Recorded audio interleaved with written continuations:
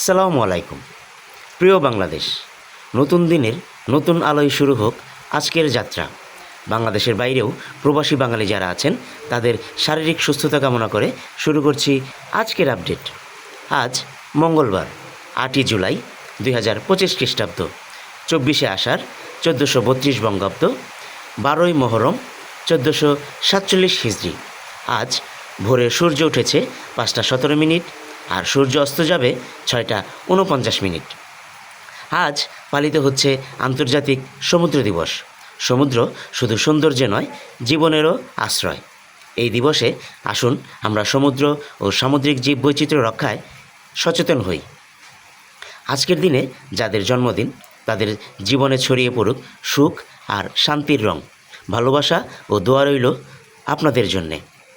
সবাই ভালো থাকবেন, সুস্থ থাকবেন। আল্লাহ হাফেজ।